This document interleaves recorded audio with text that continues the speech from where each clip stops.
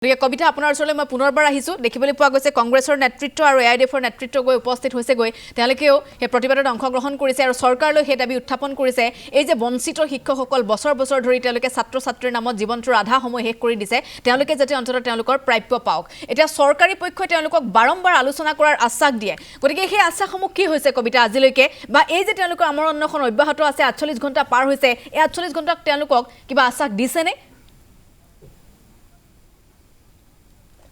নিশ্চয়কৈ বাপৰি আৰু বৰ্তমান সময়ত সচলৰ যি আমৰণ অন্বেষণ কাৰ্যসূচী বৰ্তমান সময়তো চলি থকা দেখা পাইছে ৰাজনৈতিক নেতাসহ ইয়াত উপস্থিত হোৱা দেখা পোৱা গৈছে কংগ্ৰেছ নেত্ৰী মীৰা বৰঠাকুৰ বাইদেউ ইয়াত উপস্থিত হৈছে আমি দেখুৱাই গৈছোঁ প্ৰথমেই আপোনালোকক আৰু ক'ব লাগিব ইয়াত কংগ্ৰেছ নেত্ৰী মীৰা বৰঠাকুৰ দেৱব্ৰত বৰা এআইডিএফৰ বিধায়ক ৰফিকুল ইছলামৰ সহতে সকলো ইয়াত উপস্থিত হোৱা দেখিবলৈ পোৱা গৈছে আৰু এই যি কাৰ্যসূচী তিনিদিনীয়া আমৰণ অন্বেষণ কাৰ্যসূচী আজি দ্বিতীয়টো দিন আৰু এই দ্বিতীয়টো দিনতো তেওঁলোকৰ কাৰ্যসূচী চলি থকা দেখিবলৈ পোৱা গৈছে আমি পোনপটীয়া সঁচাৰ যোগে আপোনালোকক দেখুৱাই গৈছোঁ মন্তব্য ল'ব চেষ্টা কৰিম যিহেতু এআইডিএফৰ যিগৰাকী বিধায়কগৰাকীৰ মন্তব্য ল'ব পোনপটীয়াকৈ চেষ্টা কৰিছোঁ আপোনাৰ ওচৰলৈ আহিছোঁ আজি আমৰণ অন্বেষণ কাৰ্যসূচীত আপুনি অংশগ্ৰহণ কৰিছে প্ৰথমে কি ক'ব বিচাৰিব চাওক 2006 চনৰ আগতে প্ৰতিষ্ঠিত এই বিদ্যালয়সমূহ গোটেই অসমত সেই শিক্ষক বন্ধুসকলে শিক্ষক শিক্ষয়িত্ৰী তেখেতসকলে বিনা বেতনে 20 বছৰ 25 বছৰ 22 বছৰ তেখেতসকলে পেটত গামোচা বান্ধি নিজৰ ল'ৰা ছোৱালীৰ কথা চিন্তা নকৰি আমাৰ সমাজৰ ল'ৰা ছোৱালীক তেখেতসকলে শিক্ষাদান দি আছে আজি সৰু সৰু সুৰুঙা ওলাই কিছুমান সৰু সৰু অজুহাত দি এই বিদ্যালয়সমূহ তেখেতসকলে প্ৰাদেশিকৃত কৰা নাই এই পদসমূহ প্ৰাদেশিকৃত নকৰি শিক্ষকসকলক আজি ৰাস্তাত টানিয়া চৰকাৰে আনিছে এখেতসকলে বাধ্য হৈ আজি ৰাস্তাত বহিব লগা হৈছে বহুবাৰ বিধানসভাত এই কথা বাৰ্তাবিলাক আমি দাবী উত্থাপন কৰিছোঁ আমাৰ দলৰ ফালৰ পৰা মই ব্যক্তিগতভাৱে কিন্তু চৰকাৰে ইয়াৰ কোনো সঠিক সমাধান দিয়া নাই যেনেকৈ গুৰুত্ব দিব লাগিছিল দিয়া নাই আজি অনশনস্থলীৰ পৰা মাননীয় মুখ্যমন্ত্ৰী আৰু ৰণোজ পেগু ডাঙৰীয়াক আহ্বান জনাইছোঁ আপোনালোকে এই শিক্ষক বন্ধুসকলৰ মনৰ আৱেগ বুজাৰ চেষ্টা কৰক এখেতসকলৰ অধিকাৰ দিয়াৰ কাৰণে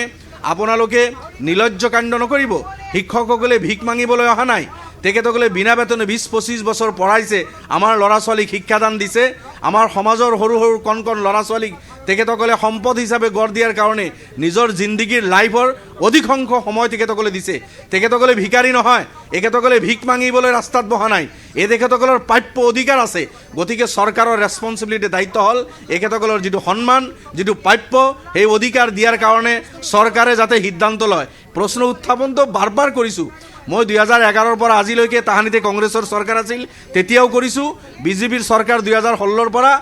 বহুত বাৰ উত্থাপন কৰিছোঁ জোৰদাৰভাৱে উত্থাপন কৰিছোঁ এইবাৰ চৰকাৰে ডিচেম্বৰত বিধানসভাই নাপাতিলে এই সমস্যাবিলাক আমি উত্থাপন কৰিব পাৰিলোহেঁতেন যিয়ে নহওক ফেব্ৰুৱাৰীত বাধ্য হ'ব পাতিবলৈ ফেব্ৰুৱাৰীত আকৌ এই সমস্যাখিনি আমি উত্থাপন কৰিম সমস্যাটো বহুবাৰ উত্থাপন কৰিছোঁ আৰু কৰিম কিন্তু চৰকাৰে সিদ্ধান্ত ল'ব লাগিব মই শিক্ষক বন্ধুসকলকো পৰামৰ্শ দিম চৰকাৰে যদি সঠিক সিদ্ধান্ত নলয় এখেতসকলে নিজৰ পৰিয়াল লৈ আমি সৰ্বসাধাৰণ ৰাইজ ছাত্ৰৰ গাৰ্জিয়ান লৈ আমাক লৈ ৰাজপথত ওলাব লাগে গণতান্ত্ৰিক পদ্ধতিত কৃষকৰ দৰে হাৰিয়ানা দিল্লীৰ কৃষকৰ দৰে এইসকলৰ আন্দোলন আৰম্ভ হ'লে চৰকাৰ বাধ্য হ'ব এই ৱাৰ্ণিং চৰকাৰক দিছোঁ নিশ্চয়কৈ তেখেতে মন্তব্য কৰিছে বিধানসভাত এই প্ৰশ্নটো উত্থাপন কৰিব বুলি তেখেতে মন্তব্য কৰা দেখা পোৱা গৈছে আনফালে যিহেতু দেখিবলৈ পোৱা গৈছে কংগ্ৰেছ নেত্ৰী মীৰা বৰঠাকুৰ বাইদেউ আছে বাইদেউৰ মন্তব্য ল'ব চেষ্টা কৰিম মৌলিক অধিকাৰটোৱে হৈছে আমি আমাৰ ন্যায্য প্ৰাপ্যৰ কাৰণে প্ৰতিবাদ কৰাটো আমাৰ এটা মৌলিক অধিকাৰ গতিকে সেই অধিকাৰ শিক্ষকসকলে কৰিছে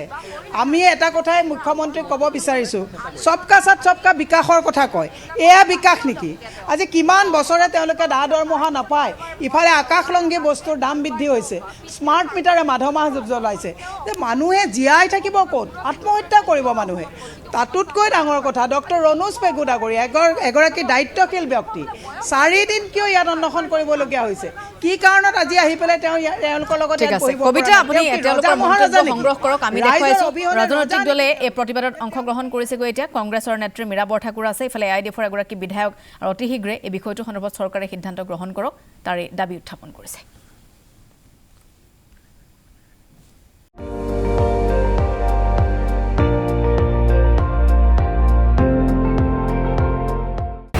আপুনি চাই আছে ND24